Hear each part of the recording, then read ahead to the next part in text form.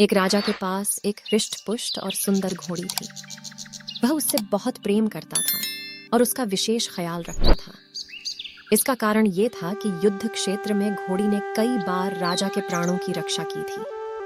ये घोड़ी की वफादारी थी जिसने राजा का दिल जीत लिया था। घोड़ी ने कई वर्षों तक राजा की सेवा की और पूर्ण वफादार बनी रही। जब उसकी उम्र हो गई तो उसकी जगह उसके बेटे ने ले ली। घोड़ी का बेटा हृष्ट-पुष्ट था, मगर उसमें एक खामी थी। वह जन्म से ही काना था। इस बात को लेकर वह हमेशा दुखी रहा करता था। एक बार उसने घोड़ी से पूछा, माँ, मैं काना क्यों जन्मा? घोड़ी ने बताया, बेटा, जब तू मेरे गर्भ में था उस समय एक दिन राजा मेरी सवारी कर रहा था और मेरे कदम लड़खड़ा जाने पर आवेश में आकर उसने मुझे एक चाबुक मार दिया था।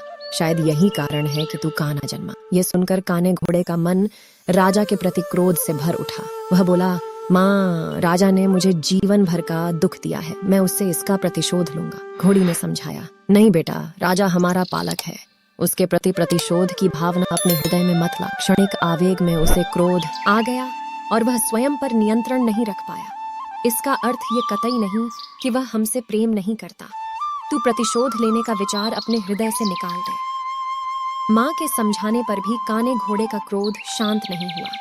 वह राजा से प्रतिशोध लेने का अवसर ढूंढने लगा। बहुत जल्द उसे यह अवसर मिल भी गया। राजा युद्ध के मैदान में काने घोड़े पर सवार था। उसके और उसके पड़ोसी राज्य के राजा के बीच घमासान युद्ध छिड़ा हुआ था। तलवारबाजी करते करते अचानक राजा घोड़े से नीचे गिर पड़ा। मौत उसके करीब थी। काना घोड़ा उसे वहीं उसी हाल में छोड़कर भाग सकता था, लेकिन उसने ऐसा नहीं किया। उसने फुर्ती दिखाई और राजा को फिर से अपनी पीठ पर बिठाकर उसके प्राण बचा लिए। वह चकित था कि उसने ऐसा क्यों किया। जिस व्यक्ति ने उसे काना बनाया, उसने उसके प्रति वफादारी क्यों दिखाई? क्यों उससे प्रतिशोध नहीं लिया? ये प्रश्न उसने घोड़ी से पूछा तो वह मुस्कुराते हुए बोली, तू आखिर बेटा किसका है? मेरा ना। मेरी छत्र छाया में तू पला बढ़ा है। जो संस्कार मैंने तुझे दिए हैं वे तेरी रग रग में रच बस गए हैं। उन संस्कारों के विपरीत तू जा ही नहीं सकता। वफादारी तेरे खून में है बेटा, तू वफादार ही रहेगा। दोस्तों, संस्कारों का आचरण पर बड़ा गहरा प्रभाव पड़ता है। जिन संस्कारों के साए में बच्चे का पालन पोषण होता है वे उसके अवचेतन में गहरे तक समाहित हो जाते हैं। ऐसे में अपने संस्कारों के विपरीत वह जा ही नहीं सकता। संस्कारों का सबसे बड़ा आधार परिवार है, जहां से संस्कारों की नींव पड़ती है।